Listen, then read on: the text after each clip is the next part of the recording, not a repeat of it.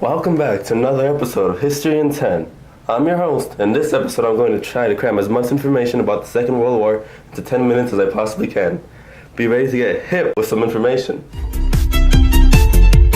Alright, let's get right into this.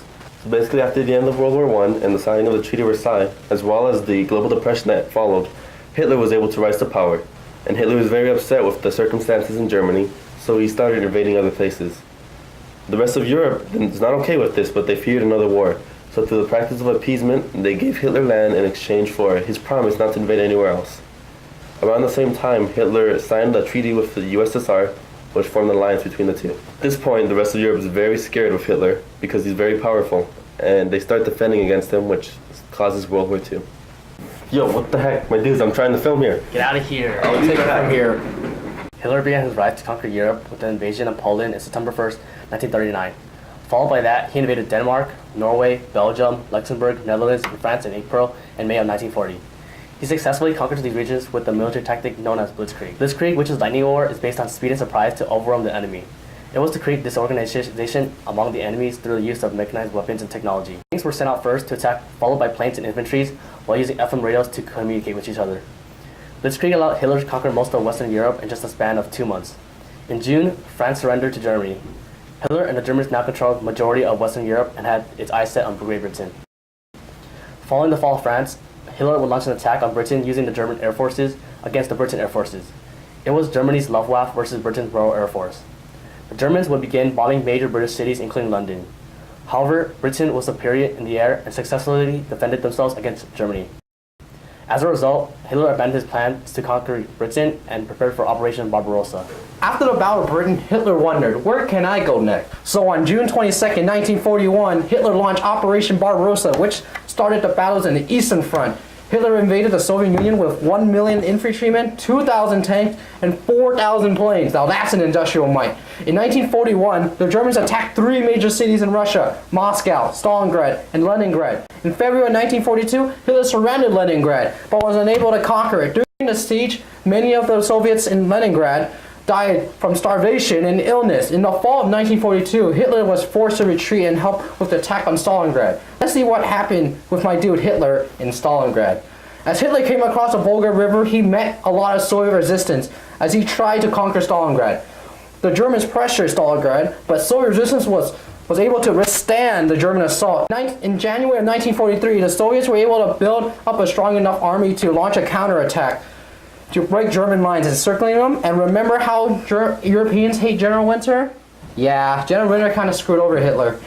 So in 1943, Hitler was losing and he forced a retreat from Stalingrad.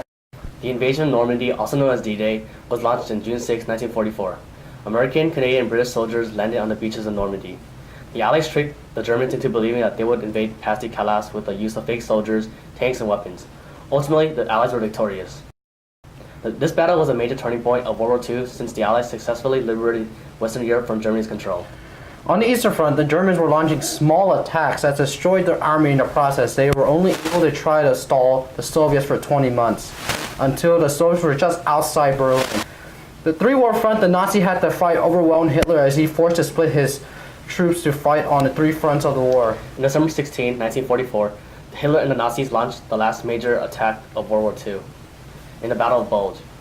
Although seeing some signs of success, the Germans were overwhelmed by the US and the Allies. The Allies were victorious and ultimately sealed Hitler and the Nazis' fate.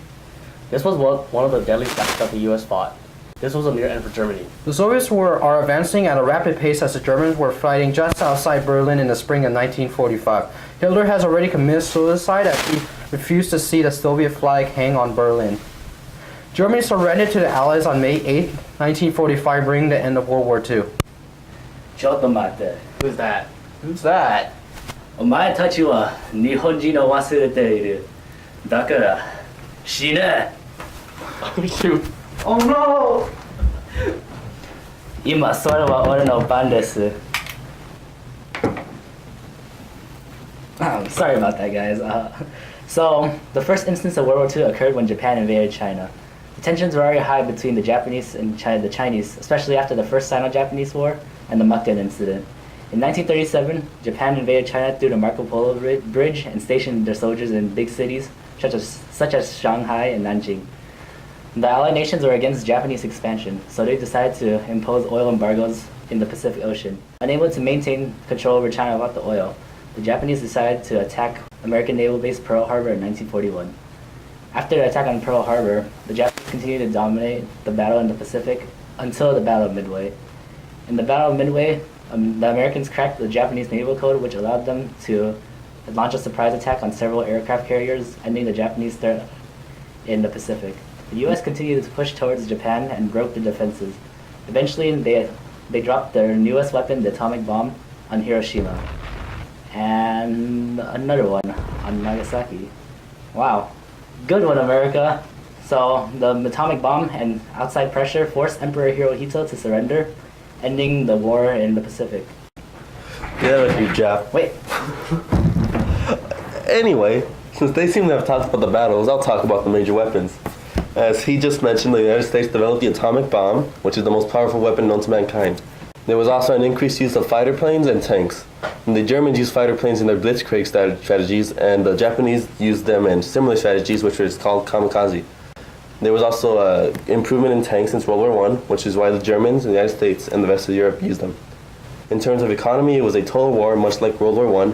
There was a focus on destroying the economies of your opponents by basically focusing on your industry back at home. And whether we like to admit it or not, the Second World War helped the entire world to jump out of that global depression we were in.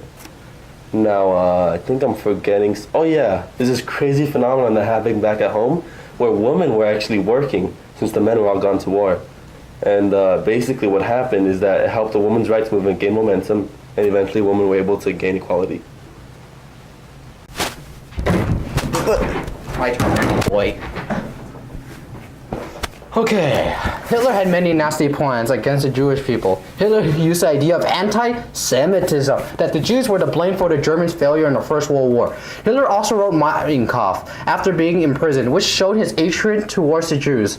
Hitler started in 1933 by stripping the rights of many Jews as the Jews were more and more segregated. Ghettos were created to keep Jews in certain areas that the Germans can easily tamper with. But the deadliest action Hitler did to the Jews was in 1941, when Hitler issued the final solution. Hitler's final solution has caused many deaths and creation of many labor concentration camps to exterminate large numbers of Jews.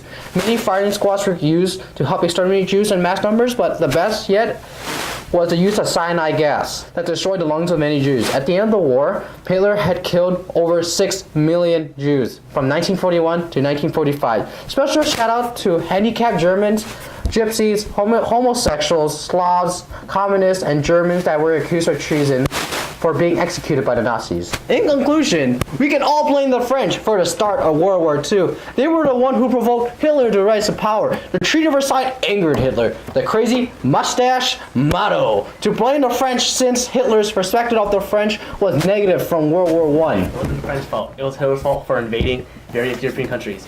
He controlled the majority of Europe, including France, but he failed to conquer Britain. Luckily, Hitler and the Germans would see the cloud of power after the invasion of Normandy and then the Battle of Bulge. Your friend Britain didn't have the balls to fight on the Nazis on land. So Hitler decided to take the fighting somewhere else. Your friend Britain was a waste of time. That is why Hitler launched Operation Barbarossa in Russia. And General Witten quickly stopped Hitler's invasion, ultimately causing Hitler to lose World War II.